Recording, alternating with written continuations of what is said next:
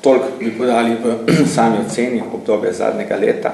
Kakšna je ocena odbora za gospodarstvo znotraj strokovnega sveta, kaj bi bilo nujno potrebno narediti, da bi se lahko Slovenija izpeljala iz te krize.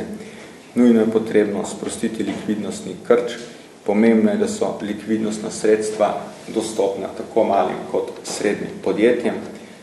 Potrebna bi bila večja fleksibilnost delovne sile, zmanjšanje administrativnih postopkov pri zaposlovanju, oprostitev plačila prispevkov, ki jih krije delodajalec za novo zaposlene in pa za tiste, ki se odločijo za samozaposlitev.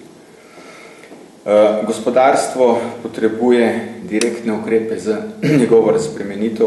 To imamo v mislih zniževanje stopenj davka od dohodkov pravnih oseb ter davka iz dejavnosti. Potrebno bi bilo tudi zvišati olajšave za investicije in za raziskave ter razvoj. Še dodatno bi bilo potrebno skrajšati rok za vračilo preplačanega davka, zvišati podjetjem prag prihodkov, po katerem se obračunava DDV, vzpostaviti finančno disciplino ter zmanjšati plačilne roke za podjetja, ki so v večinski državni lasti. Nujno bi bilo pospešeno in učinkovito vlaganje v javno infrastrukturo, saj ta omogoča ponovno oživitev gospodarstva in s tem posledično odpiranje novih delovnih mest. Potrebna je uskladitev zakonodaje na področju javnega naročanja, gradenj, varstva okolja in prostora in izvajati bi bilo potrebno projekte, ki bi omogočali takojšnjo črpanje sredstev iz evropskih skladov. Pripraviti je potrebno nacionalni energetski program. Brez jasnih energetskih smernic naša podjetja dejansko tavajo v temi.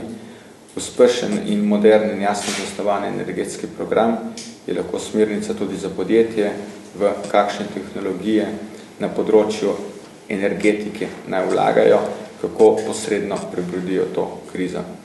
Podjetje morajo dobiti jasne signale in pa zaveze države, kaj bo v energetiki jutri, kaj bo pojutrišnjem. Nujna je potrebna internacionalizacija, pomoč podjetjem pri odpiranju prodajnih poti ocenjujemo kot enega izmed najpomembnejših stvari, da bodo lahko podjetja preživela. Vemo, da zniževanje stroškov se lahko gre do nekatere mere, vendar v primeru, da ni prodaje, to ne pomaga za preživetje podjetij. Smiselno bi bilo sofinanciranje skupinskih sejmov v tujini, ukrepiti gospodarsko diplomacijo, spodbujanje malih in srednje velikih podjetij v izvozno poslovanje in pa sofinanciranje poslovnih klubov v tujini s strani vlade. Nujna je tudi jasna strategija podjetij v večinski državni lasti, ki še zaenkrat v Sloveniji vedno predstavljajo vitalne gospodarske subjekte.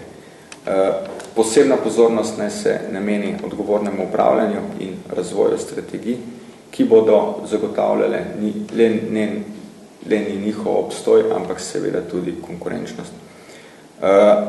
Neodgovorno pa je, da se ukvarjajo samo z zadelovanjem parcialnih političnih interesov, ki jih predstavljajo menjave vodstev in nadzornih svetov.